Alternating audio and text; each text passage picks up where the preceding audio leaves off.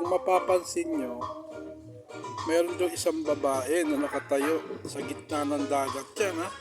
Oh, may isang puno doon. Si Inday yan, oh. Oh. Diba?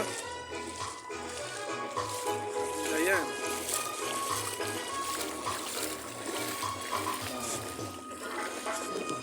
Binabad muna niya ulit yung ano niya, paa niya. Kasi ano nga, mahaba ang ano rito, ang kati. Mahaba ang kati. Kasi kung mapapansin nyo, ayan na siya. Pero meron pa rin sa dulo. Ang layo na, pero hanggang ano lang. Ayan, no? Yung mga tao na yan. Day, ang haba ng kati, ayun, no? Yung bago lumalim. Hanggang dito, oh. Pwede pa. Hindi tayo nakapunta agad dito.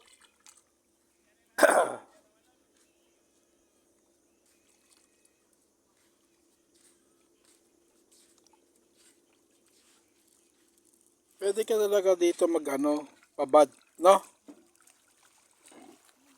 Yan, mapapansin nyo naman sa side na yan. Ayan, tingnan nyo, naglalakad pa. Lakad-lakad sila pero sa mismo nakababad yung paa nila sa ano. Tapos dito naman is parang nagtayo sila ng ano, tambayan. Dito, inuman sa gabi. Alisin mo yung tsinelas mo, ay yung ano mo. Tapos dito sa loob, paglalapit ako, meron ditong parang inuman sa loob. So yun yata pwedeng uminom sa gabi. Pero dyan sa loob, paglabas mo nitong ano na to, nitong kalsada na kasi to eh, open. Yan. Nandun yung aming tinuluyan na tulugan. Banda roon. Hindi namin alam na ang dulo pala nito ay dagat. Yan. Tapos, dito sa kalsada, bawal uminom. Pero sa loob niyan, pwede. Yan, may nakalagay. Bawal magtambay. Bawal mag-inuman. At bawal magsabit ng kahit ano sa bakod. Sabi nila, may pagkakataon na tumataas yung tubig na yan. Maabot yan dito sa kalsada mismo. So, distansya lang yung ano, pagpaparking.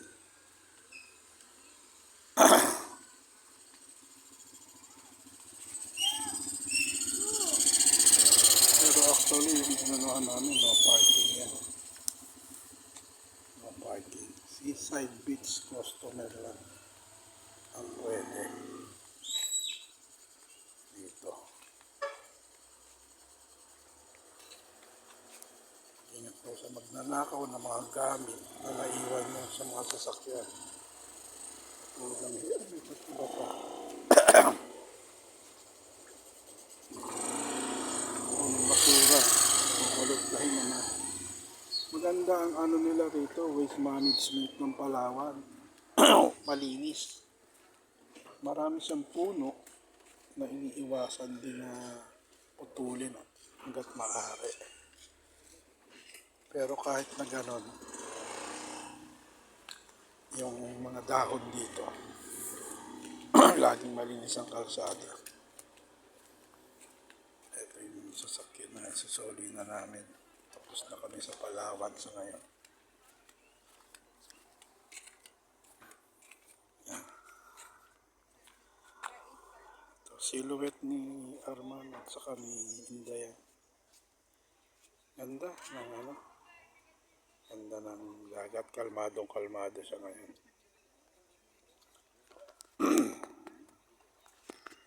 So yan muna ang aking maliit na video.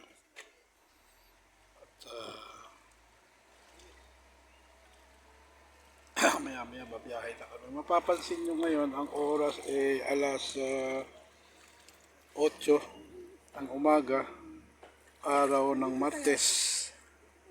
Dito sa area na to, makulimlim lang, pero ang sabi sa akin ni Ate Maricar, masama raw ang panahon sa Manila, ulan na ng ulan. Ano, maliligo ka? Maligo ako.